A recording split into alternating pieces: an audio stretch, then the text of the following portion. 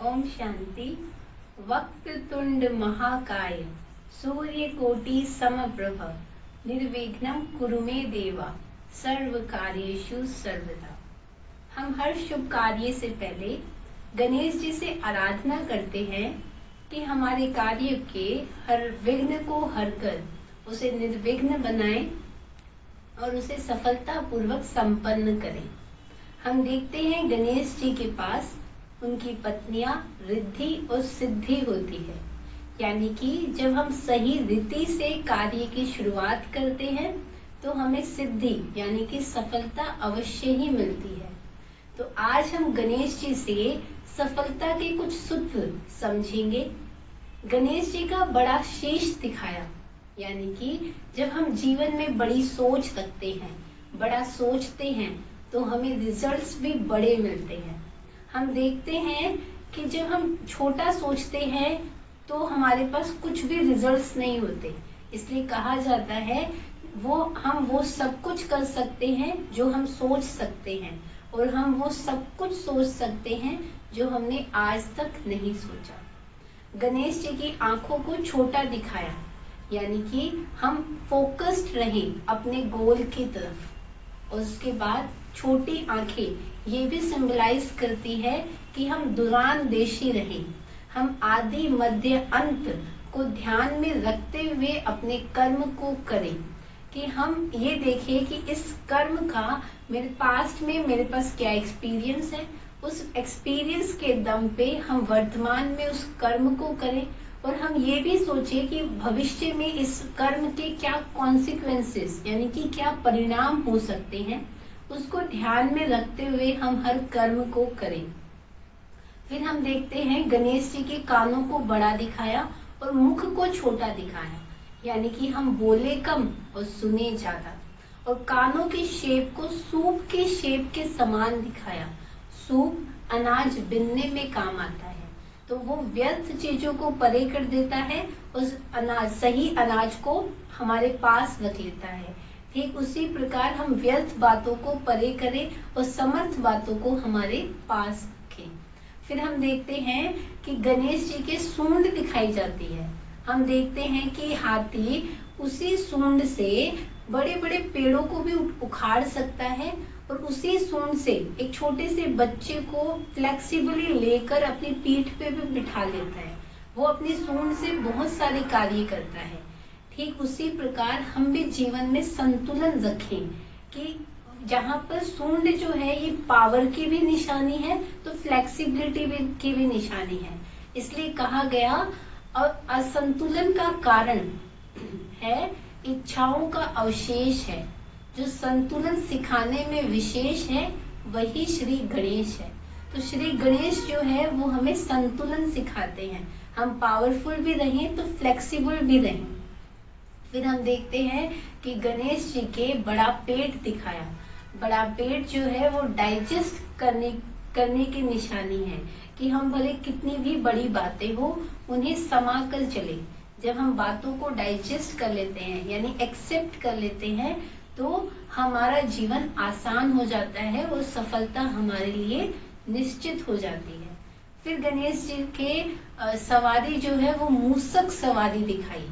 तो मूसक जो प्रतीक है वो इच्छाओं का प्रतीक है। हम देखते हैं कि मूसक हर चीज की तरफ जाता है और वहां पर भी कुछ ना कुछ करते रहता है। मूसक कपड़ों को काट देता है, कुछ प्लास्टिक को काट देता है। वो उसका फूड नहीं है, वहां से उसे कुछ नहीं मिलेगा, लेकिन फिर भी वो अपने एफर्ट्स करता रहता है। ठीक उसी प्रकार हम भी अपनी इच्छाओं के पीछे भागते रहते हैं, ये जानते हुए कि यहाँ से हमें कुछ रिजल्ट्स नहीं मिलेंगे। तो गणेश जी की सवारी दिखाई है मूसक, यानी कि गणेश जी कहते हैं इच्छाएं तो भले हम रखें लेकिन उन इच्छाओं के ऊपर हम शासन करें, वो इच्छाओं के ऊपर हम विराजमान हो, इच्छाएं हमारे सर पर विराजमान ना हो। मतलब हमारी इच्छाएं हमारी कंट्रोल में हो, हम अपनी इच्छाओं के कंट्रोल में ना हो। फिर हम देखते हैं कि गणेश जी को बहुत सारे अलंकार भी दिए हैं। गणेश जी के हाथ में कुल्हाड़ी दिखाते हैं।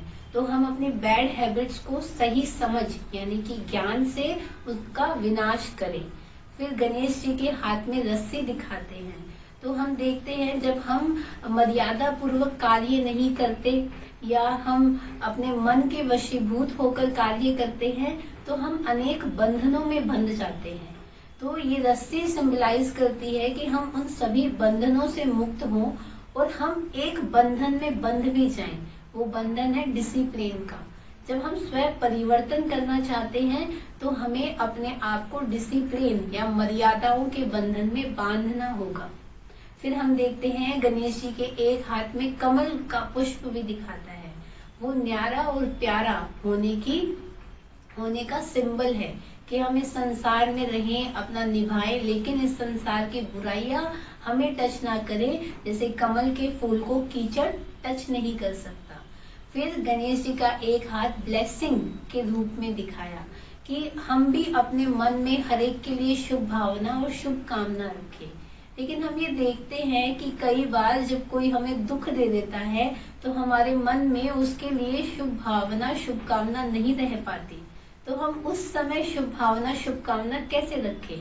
तो यहाँ पे परमात्मा ने हमें एक बहुत सुंदर दृष्टांत देते हुए कहा कि कोई आपको कचरे का डब्बा दे तो क्या आप उसे स्वीकार करेंगे? नहीं करेंगे। तो कोई आपको दुख देता है तो आप दुख लेते क्यों हैं?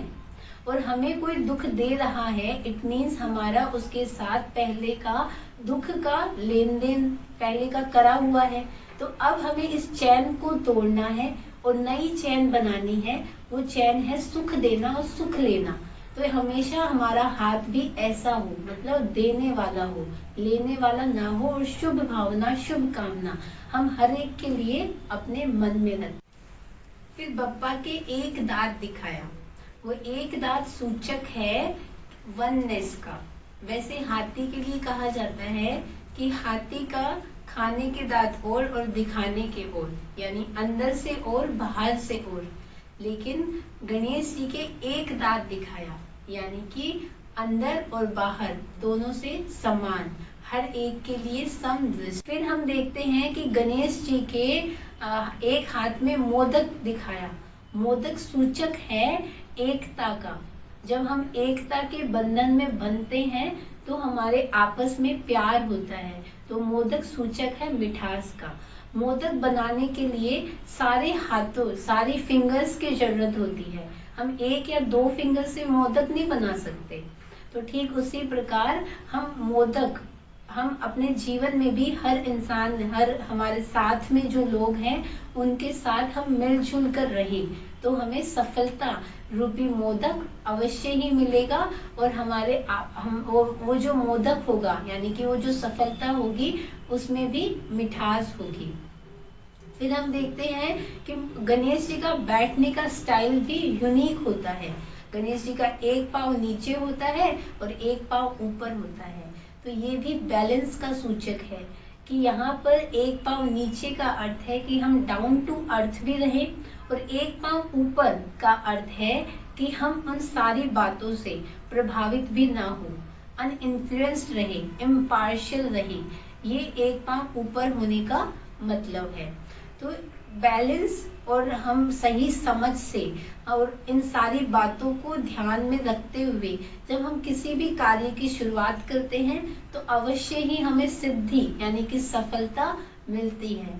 तो हम इन सभी बातों का ध्यान रखेंगे और अपने जीवन के हर आयाम में सफलता का अनुभव करेंगे। अच्छा, ओम शांति।